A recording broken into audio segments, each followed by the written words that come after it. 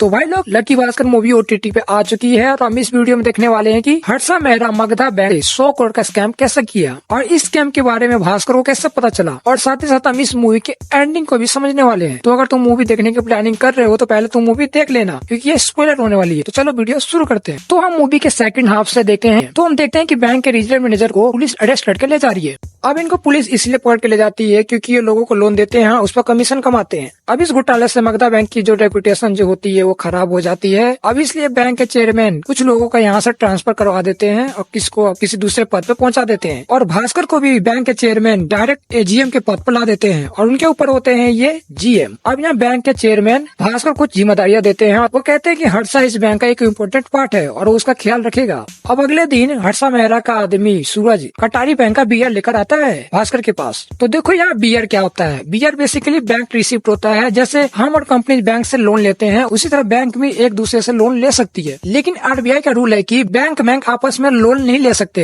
इसके लिए उनके बीच एक ब्रोकर होना चाहिए जो एक बैंक से पैसे ले और दूसरे बैंक को जाके पैसे दे दे। तो यहाँ मगधा बैंक और कटारी बैंक के बीच में जो ब्रोकर है वो है हर्षा मेहरा। अब जैसे कटारी बैंक को लोन चाहिए तो वो कटारी बैंक का बियर मगधा बैंक के पास लेकर आएगा और मगधा बैंक उसको पैसा दे देगा और वो जाके वो कटारी बैंक को दे देगा। और उसी तरह कटारी बैंक जब मगधा बैंक को लोन वापस देगा तो वो हर्षा मेहरा को देगा और हर्षा मेहरा मगधा बैंक को देगा। और इन सब प्रोसेस को करने के लिए इन दोनों बैंकों से वो कमीशन चार्ज करेगा। तो वही हर्षा मेहरा का आदमी सूरज भास्कर के पास आता है कटारी बैंक का बियर लेकर। अब जो कि कटारी बैंक को लोन चाहिए था और भास्कर उसे लोन दे देता है। अब यहाँ सूरज बार बार कटारी बैंक का बियर लाता है और लोन ले जाता है। लेकिन एक दिन भास्कर हर्षा मेहरा के अकाउंट को चेक करता है तो उसमें देखता है कि जो भी बियर के लिए साइन करता है तो मगधा बैंक से पैसे हर्षा मेहरा के अकाउंट में जाते हैं और हर्षा मेहरा के अकाउंट से हाई ग्रो में जा रहे हैं। तो यहाँ भास्कर समझ जाता है कि पैसे जो है कटारी बैंक में नहीं जा रहे हैं। अब यहाँ भास्कर कंफ्यूज हो जाता है कि सारे पैसे आखिर जा कहाँ रहे हैं। अब यहाँ भास्कर को पता लगाने को पता चलता है कि ये हर्षा मेहरा सारे पैसे स्टॉक मार्केट में लगाता है।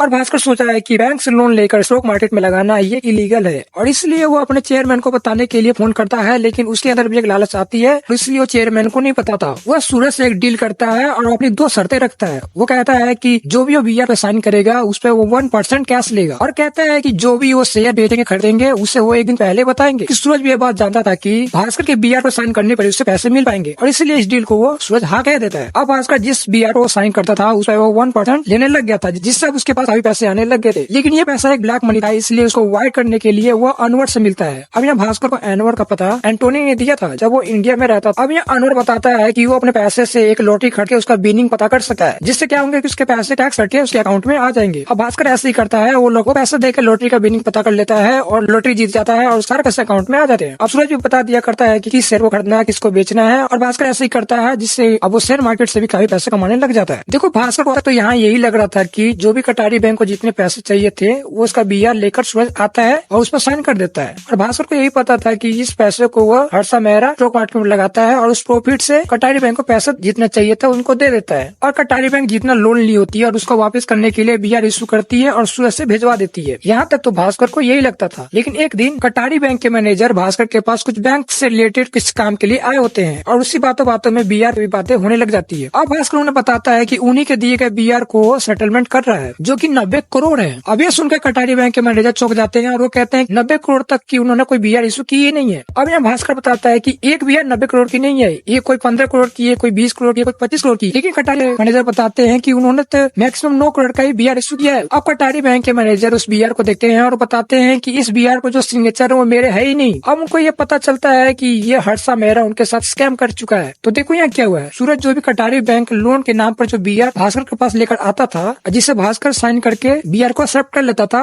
वो असल में वो बियर फेक थी। वो असल में कटारी बैंक की बियर थी ही नहीं, ये हर्षा मेहरा का फेक बियर था जिस पर वो कटारी बैंक के मैनेजर का सिग्नेचर करके मगधा बैंक से पैसे ले जाता था। अब यहाँ पता चलता है कि हर्षा मेहरा ने मगधा बैंक से 100 करोड़ का स्कैम कर दिया है। अब भास्कर और कटारी बैंक के मैनेजर को भी पता चल चुका है कि अगर इस स्कैम के बारे में आरबीआई को पता चलेगी तो उनको जेल हो जाएगी। अब इस डर से कटारी बैंक के मैनेजर की हार्ट अटैक से डेथ हो जाती है। अब इस डेथ से भास्कर को काफी सदमा लगता है और वो इस काम को छोड़ देना चाहता है और एक अच्छा इंसान बनना चाहता है। अब इसलिए जब इस उसके पास बीआर के साइन करने के लिए लाता है तो भास्कर उस पर साइन नहीं करता है। अब भास्कर सूरज को कह देता है कि वो पहले 90 करोड़ चुका है, उसके बाद ही वो बीआर पे साइन करेगा। अब बैंक के जीएम भास्कर को दबाव डालते हैं बीआर पे सिग्नेचर करने के लिए। तो यहाँ भास्कर अब इस जॉब के लिए भी रिजाइन कर देता है। अब बैंक के चेयरमैन सीबीआई से भास्कर को पकड़ा के बैंक ले आते हैं। अब वो भास्कर पर आरोप लगाते हैं कि उसी कारण ये स्कैम हुआ है और वही इसका भरपाई करेगा। और अब वो भास्कर से कहते हैं कि जो उसके अकाउंट में 100 करोड़ है वो हर्षा मेहरा के अकाउंट में डाल दे। फिर हर्षा मेहरा उस 100 करोड़ को मगधा बैंक में डाल देगा, जिससे अगर सीबीआई रेड मारती है तो उन्हें पूरा सेटलमेंट दिखेगा। अब देखो जो बैंक के चेयरमैन और जीएम है ये हर्षा मेहरा से ही मिले होते हैं, क्योंकि हर्षा मेहरा इन्हें अंदर ही अंदर कमीशन देता है। और तुम सोच रहे हो कि भास्कर के पास 100 करोड़ कहाँ से आए? ये 100 करोड़ वही है जो उसने मनी लॉन्ड्रिंग से किए थे। अब भास्कर हर्षा मेहरा को 100 करोड़ देने के लिए चेक पर साइन कर देता है। अब अगले दिन एक बड़ा ट्विस्ट देखने को मिलता है। अब बैंक को पता चलता है कि भास्कर का जो अकाउंट है वो खाली है और पता चलता है कि भास्कर ने 10 दिन पहले अपना अकाउंट डीएक्टिवेट करा लिया था। अब हम देखते हैं कि भास्कर और उसका परिवार अमेरिका पहुंच चुका है।